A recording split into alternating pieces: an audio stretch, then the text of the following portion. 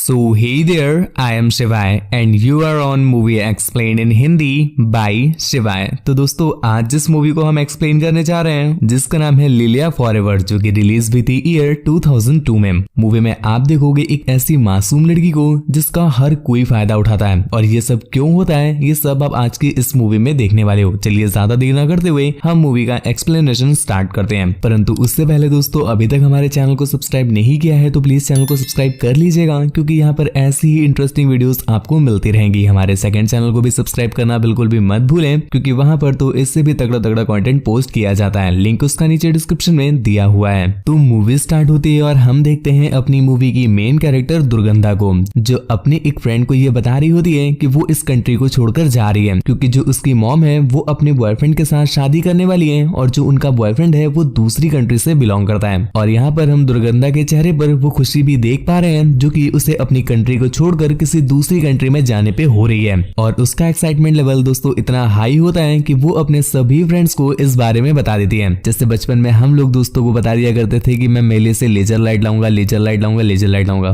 बाद में पापा दिलाते नहीं थे और हो जाती थी गजब बेइज्जती। ठीक ऐसा ही हुआ है अपनी दुर्गंधा के साथ भी, क्योंकि जो उसकी मॉम है वो उससे कहती है पहले हम लोगों को चले जाने दो, ताकि वहां पर जा करके हम लोग ठीक से सब कुछ सेटअप कर लें, उसके बाद हम तुम्हें बुलाएंगे जिससे तुम्हें वहां पर कोई प्रॉब्लम नहीं होगी। हालांकि अपनी दुर्गंधा प्रॉब्लम झेलने को तैयार थी। वो कहती है प्लीज मुझे ले चलो क्योंकि मुझसे रहा नहीं जा रहा, परंतु उसकी मॉम उसकी एक नहीं सुनती। अब भैया जी दुर्गंधा ने सबको बता रखा है कि वो इस डेट को निकलने वाली है, परंतु वो नहीं चाहती और उसकी फैमिली चली जाती है। तो यहाँ पर सभी फ्रेंड्स उसका बहुत मजाक उड़ाते हैं। और इसके बाद जब वो घर पहुंची तो यहाँ पर उसकी मौसी उससे मिलने आती है और उससे कहती है कि तुम्हें ये घर खाली करना पड़ेगा, क्योंकि तुम्हारी मॉम ने कहा है कि जब तक वो वापस नहीं आती तब तक तुम्हें एक दूसरे घर में स्टे करना है। जिसके बाद वो उसे दूसरा घर दिखाने ले जाती है, जो कि भाई साहब हमारे स्कूल की कंप्यूटर लैब से बिल्कुल मैच करता था। जिसका नाम तो कंप्यूटर लैब था, परंतु कंप्यूटर के नाम पर वहां पर बस चीथड़े रखे थे, और वो भी ऐसी कंडीशन में। खैर अपनी इस कंप्यूटर लैब को देख करके दुर्गंधा वहां पर रहने के लिए साफ साफ मना कर देती है, लेकिन भाई साहब उसके पास कोई ऑप्शन भी नहीं था कि आखिर वो जाए तो जाए कहाँ। इसलिए वो वापस चली आती है और उसी टूटे फूटे घर में रहने लगती है। और उसी रात उसके सभी फ्रेंड्स उससे मिलने के लिए आते हैं। दोस्तों यहाँ पर हम देखते हैं कि एक बंदा जो कि दुर्गंधा के घर के बाहर खेल रहा था, अब इसे बंदा ना कहो बउआ है ये तो जो बउआ था उसका नाम भी जान लो, इसका नाम राजू है। तो राजू जब घर के बाहर खेल रहा था तो वो उन सभी फ्रेंड्स से कहता है कि भैया अपन को भी छपरी वाला कूल बनने का है, इसलिए प्लीज मुझे भी अपने साथ ले चलो ना। परंतु वो लोग उसे अपने साथ नहीं ले जा रहे थे, जिस पर वो उन्हें एक ड्रिंक देता है। मतलब देख रहे हो यहाँ भी रिश्वत। खैर रिश्वत लेने के बाद अपने आगे सरकारी अफसर भी मान जाते हैं। ये तो तब भी बेचारे स्टूडेंट थे, कैसे न मानते। तो ये भी मान जाते हैं और उसे अपने साथ उसके घर ले जाते हैं। यहाँ पर सभी लोग मनाली का माल फूक करके पार्टी कर रहे थे, और कुछ लोग मनाली के माल में आकर के चुम्मा चाटी करना भी स्टार्ट कर देते हैं। अब अपना राजू सभी को चाटते पूछते खाते पीते देखता है तो बेचारे की भी जीभ निकल आती है, और वो सीधा जाता है दुर्गंधा के पास कि प्लीज मुझे भी थोड़ा सा चाटने पोछने को दे दो ना। परंतु दुर्गंधा उसे साफ साफ मना कर देती है और कहती है कि मूंगफली खाने की आदत नहीं मुझे। खैर बाकी के लोग का चाटना पोछना पेलन कार्यक्रम में परिवर्तित हो पाता इससे पहले ही अपनी दुर्गंधा की मौसी आ जाती है, और भाई साहब दे जूता दे लात, दे जूता दे लात घर के बाहर फेंक देती है। हालांकि यहाँ पर अपनी दुर्गंधा की भी चोटी नोच नोच करके थुरा जाता है। और दूसरी तरफ अपना राजू जब अपने घर पहुंचता है तो उसके डैड भी उसे लतिया के भगा देते हैं। इस बात से राजू बेचारा बहुत हताश हो जाता है, तो वो एक पुल पर बैठ करके सुसाइड करने को सोचता है। परंतु जब वो ये सब कुछ सोच रहा था उतने में ही दुर्गंधा वहां पर आ जाती है और उसे मोटिवेशन दे करके वापस उतार लेती है। अब जब दुर्गंधा उसे बचा लेती है तो अपना राजू कहता है कि दीदी अब रास्ता दिखाई दिया है तो छोड़ भी आओ, अर्थात बचा लिया है तो अब मुझे रहने की जगह भी दे दो, क्योंकि मेरे पिताजी मुझसे इतना ज्यादा गुस्सा है कि अगर मैं घर पहुंचा तो मेरी गड़ी तोड़ देंगे, और वैसे भी वो एक नंबर के नशेड़ी आदमी है, तो मैं उनके पास जाना ही नहीं चाहता। मैं तुम्हारे साथ ही रहूंगा क्योंकि मुझे दारू नहीं दूध पीना है। खैर अब धीरे धीरे करके दिन बीतते जा रहे हैं, और यहाँ पर अपनी दुर्गंधा के जितने भी पैसे थे वो अब खत्म हो रहे हैं। और इस बात से अपनी दुर्गंधा काफी ज्यादा टेंशन में भी है, क्योंकि उसकी मॉम उसे लेने अभी तक आई ही नहीं। यहाँ पर दूसरी तरफ जब वो एक दिन अपने फ्रेंड से मिलने जाती है तो यहाँ पर उसकी फ्रेंड उसे एक सीक्रेट रिवील करती है कि वो पैसे कमाने के लिए अक्सर क्लब्स में जाया करती है, और वहाँ पर अमीर अमीर लौंडों को अपनी गहरी खदान की खुदाई करने का मौका देती है, जिससे वो निकालते हैं खदान से खजाना और उसे देते हैं कैश। हालांकि ये बात दुर्गंधा सुन तो लेती है, परंतु वो इसमें कुछ भी इंटरेस्टेड नहीं थी। उसकी फ्रेंड उससे पूछती भी है, परंतु वो इस बात के लिए मना कर देती है। तो वो उसे ना ले जा करके खुद ही चली जाती है टपाटप केंद्र में, जिसके बाद अंदर होती है धुआंधार मेहनत, और फिर मिलता है उसकी फ्रेंड पोचो निक्की को उसकी मेहनत का फल। जिसके बाद ये दोनों ही अपने अपने घर चले जाते हैं। परंतु जब अपनी दुर्गंधा अपने घर पर सो रही थी तभी उसका डोर नॉक होता है, और डोर खुलने पर पता चला कि कोई और नहीं, ये तो अपनी पोचो निक्की ही है, जो कि अपने डैड के साथ साथ यहाँ पर आई है और वो दुर्गंधा से कहती है कि ये लो पकड़ो अपने पैसे और आज के बाद मुझे पैसे मत देना अपने। और ये बोल करके वो वहां से चली जाती है। अपनी दुर्गंधा को कुछ भी समझ नहीं आया कि आखिर ये हुआ क्या। तो अगले दिन वो स्कूल जा करके पोचोनिक्की से पूछती है कि तुमने रात को कौन से पैसे दिए, जिस पर पोचोनिक्की बताती है कि ये जो पैसे थे जो कि कल की रात मैंने गहरे खदान की कमाई से कमाए थे वो मेरे डैड ने देख लिया था और मुझसे पूछ रहे थे कि इतने सारे पैसे तुम्हारे पास आए कैसे, जिस पर मैंने ये बोल दिया कि ये तो दुर्गंधा के पैसे हैं। वो अक्सर क्लब्स में जाकर के पेलन कार्यक्रम करती है और वहीं से कैश कमाती है और आज की रात उसने पैसे मुझे दे दिए थे, तो मेरे डैड ने मुझे बोला कि जाकर के उसके पैसे वापस कर गया हूँ, तभी मैं तुम्हें पैसे देने आई थी। अब ये सुनकर के दुर्गंधा का पारा हाई हो जाता है, परंतु अब वो बेचारी कर भी क्या सकती थी, तो वो उन पैसों को डस्टबिन में फेंक कर वहां से चली जाती है। खैर कुछ देर बाद रात हो जाती है और दुर्गंधा जब अपने घर पहुंची तो उसे पता चला कि उसकी इलेक्ट्रिसिटी काट दी गई है क्योंकि उसने काफी दिनों से बिल नहीं पे किया था। इस बात से बेचारी दुर्गंधा काफी परेशान हो जाती है और वो वापस डस्टबिन में जाकर के उन पैसों को ढूंढती है। परंतु मेरे भाई इतिहास गवाह है कि अगर आलू 10 रुपए से 25 रुपए की हो जाती है तो अपना समोसा भी 5 रुपए से 8 रुपए का हो जाता है, परंतु वही आलू जब 25 से वापस 10 की होती है तो समोसा वापस 5 का नहीं करते। अर्थात कवि यहाँ पर ये कहना चाहता है कि जो एक बार चला जाता है सो चला ही जाता है। ठीक ऐसा ही हुआ अपनी दुर्गंधा के साथ, क्योंकि जब वो अपने फेंके हुए पैसे ढूंढने जाती है तो वो उसे मिलते नहीं। खैर कवि यहाँ पर अत्यधिक दुखी भी है क्योंकि 5 का समोसा 8 का कर दिए हैं। यहाँ पर जितने में 3 समोसे आ जाते थे उतने में अब 2 समोसे मिलते हैं बस। अब बेचारी वो काफी ज्यादा परेशान है तो वो हेल्प लेने के लिए कहाँ जाएगी तुम ही बताओ? मौसी के पास। ठीक वो अपनी मौसी के पास पहुंचती है, परंतु वो देखती है कि जहाँ पर मौसी रहती थी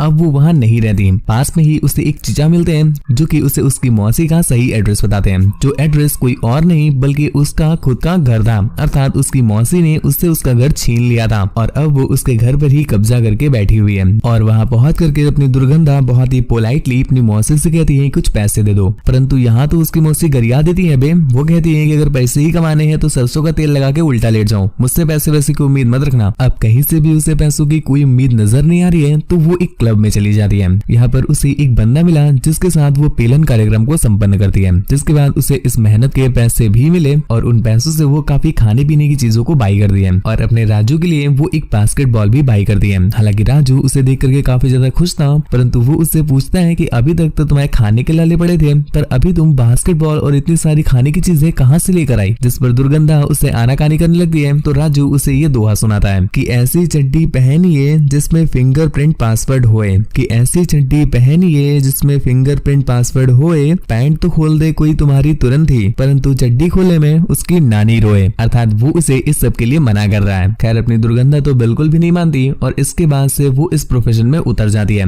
और इस वजह से उसकी जो कंडीशन है वो भी धीरे धीरे सही हो रही थी। और एक दिन हम देखते हैं जब वो अपने ऑफिस से घर वापस लौट रही थी, मतलब बाहर से अपने घर वापस लौट रही थी, तो रास्ते में उसे काफी देर हो जाती है। यहाँ पर रास्ते में एक डिसेंट सा बंदा उसके पास आकर उससे कहता है कि तुम्हें अगर लिफ्ट चाहिए हो तो मेरी कार में आ जाओ। दुर्गंधा जो कि ये सोच रही थी कि शायद वो उसका फायदा उठाना चाहता है, तो वो बंदा उसे क्लियर करता है कि नहीं ऐसा नहीं है, मैं तुम्हें टच भी नहीं करूंगा, बस तुम मेरी कार में आकर बैठ जाओ क्योंकि ये एरिया बिल्कुल भी सेफ नहीं है, स्पेशली लड़कियों के लिए तो बिल्कुल भी नहीं। दुर्गंधा भी उसकी बात पर बिलीव करके उसके साथ कार में बैठ जाती है, जिसके बाद वो बंदा अर्थात अपना मंगलू उसे उसके घर तक छोड़ देता है और घर पहुंचते पहुंचते वो दुर्गंधा से बोलता भी है क्यों ना कल हम लोग एक डेट पर चले, जिस पर दुर्गंधा भी हाँ बोल देती है क्योंकि उसके इतने अच्छे बिहेवियर को देख करके दुर्गंधा भी अब फिसल गई थी। जिसके बाद वो घर पहुंच करके राजू को ये सारी बात बताती है। राजू को उस बंदे पर घंटा बिलीव नहीं हो रहा था, तो वो उसे एक दोहा सुनाता है कि हवस न पूछो लौंडे की, देख लीजिए उसका टाइट पजामा, की हवस न पूछो लौंडे की, देख लीजिए उसका टाइट पजामा,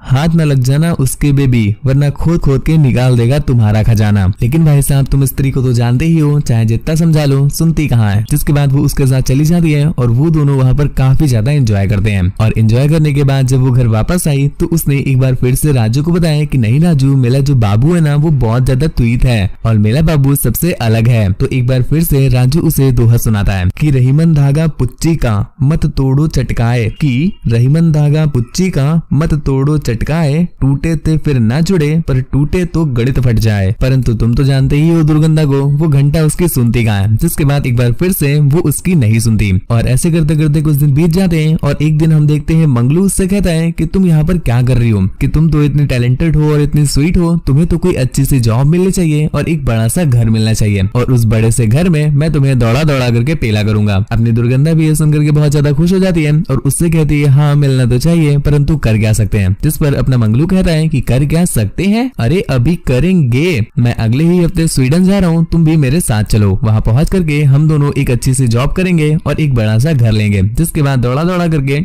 पेलन कार्यक्रम होगा। हालांकि दुर्गंधा जिसका ऑलरेडी इतनी बार कट चुका है तो वो उस पर बिलीव करने में थोड़ा सा डर रही थी, परंतु ये इश्क है ना बाबू, ना नहीं निकलता मुंह से, तो वो बेचारी ना नहीं कर पाती लेकिन हाँ भी नहीं करती और सोचती है कि देखो मैं कैसे न कैसे करके इसकी बात टाल दूंगी। और इसके बाद जब वो रात में घर पर होती है तो हम देखते हैं जो उसके पास वाले गली के जो लौंडे थे ना वो अचानक से उसके घर पर आ जाते हैं, जिसके बाद वो जबरदस्ती उसके साथ पेलन कार्यक्रम करते हैं, अर्थात फोर्सफुली गपागप, जिस वजह से बेचारी अपनी दुर्गंधा काफी ज्यादा टूट जाती है, जिस पर वो ये डिसाइड कर ही लेती है कि चलो उसके साथ स्वीडन चलते हैं। और इसके अगले ही दिन वो मंगलू को हाँ कर देती है। इसके 1-2 दिन के बाद मंगलू उसे एक फेक पासपोर्ट ला कर देता है, क्योंकि दोस्तों अभी दुर्गंधा 18+ नहीं है, जिस वजह से उसका पासपोर्ट नहीं बन सकता। दुर्गंधा काफी ज्यादा खुश होती है स्वीडन जाने के लिए, तो वो ये बात आकर के राजू को बताती है और कहती है कि कुछ दिनों के बाद मैं तुम्हें भी लेने आऊंगी। राजू कहता है कि मुझे उस बंदे पर बिल्कुल भी बिलीव नहीं है, तुम क्यों जा रही हो उसके साथ। और अपनी बात को समझाते हुए उसने एक दोहा भी सुनाया कि मलमल धोए शरीर का, धोई न गई काली नाली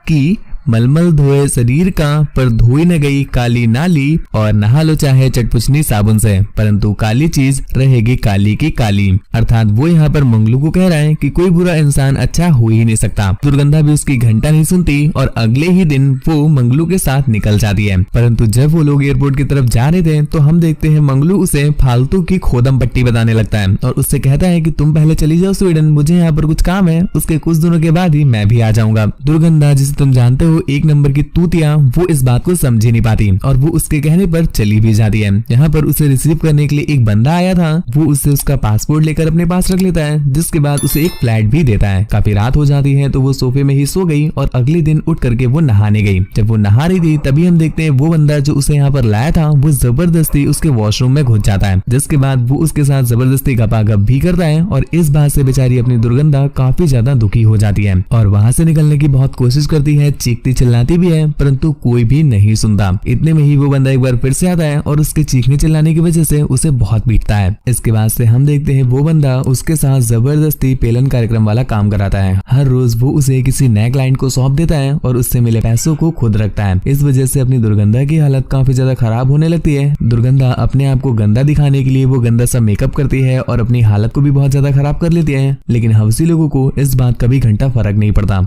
और ऐसे करते करते हम देखते हैं कुछ दिनों में उसकी हालत बहुत ज्यादा खराब हो जाती है और एक दिन वो बंदा उसके लिए दवाई लेने जाता है। इस बीच वो घर का डोर बंद करना भूल जाता है तो दुर्गंधा मौका छपा करके वहां से भाग जाती है, लेकिन काफी दूर जाने के बाद भी उसे समझ नहीं आ रहा था कि वो जाए तो जाए कहाँ, तो वो एक बड़े से ब्रिज से नीचे कूद जाती है और हम देखते हैं मूवी के एंड में उसे हॉस्पिटलाइज किया जा रहा है, जिसके साथ ही ये मूवी यहीं पर एंड हो जाती है। दोस्तों ओवरऑल ये मूवी आपको ये सिखाती है कि पेरेंट्स का हाथ आपके सर पर होना कितना जरूरी है। अगर आज के समय में आप पेरेंट्स की देखरेख में नहीं हो तो हर कोई बंदा आपका फायदा उठाने के लिए ही खड़ा है। इसलिए ब्रो बस इतना ही रिक्वेस्ट करूंगा कि अपने पेरेंट्स से मुंह मत फुलाओ, वो जैसे भी हैं तुम्हारा भला ही चाहते हैं। और एक सैल्यूट है उन लोगों के लिए जिनके पेरेंट्स नहीं भी हैं लेकिन फिर भी वो अपने आप को किसी तरह से संभाले हैं। मेरे भाई आप लोगों से ज्यादा स्ट्रॉन्ग तो कोई हो ही नहीं सकता। खैर आज की मूवी यहीं पर एंड हो जाती है। मूवी आपको कैसे लगी हमें नीचे कॉमेंट करके जरूर बताना और अपनी फैमिली के लिए नीचे लव यू माँ बापा जरूर लिखना। खैर आज के लिए बस इतना ही। मूवी अगर आपको पसंद आई हो तो प्लीज चैनल को सब्सक्राइब करके बेल आइकन प्रेस कर लीजिएगा। ऐसे ही इंटरेस्टिंग मूवीज को देखने के लिए हमारे सेकंड चैनल को भी सब्सक्राइब कर लीजिए। मुझसे बात वगैरह करना चाहते हैं या फिर मुझे देखना चाहते हैं तो मुझे इंस्टाग्राम पर फॉलो करके मैसेज कर दीजिएगा। मेरी इंस्टा आईडी है आपका शिवाय, जिसका लिंक नीचे डिस्क्रिप्शन में दिया हुआ है और स्क्रीन पर तो आप देख ही पा रहे हो। मिलते हैं ऐसी ही किसी दूसरी इंटरेस्टिंग वीडियो में, तब तक के लिए thank you, bye bye, signing of.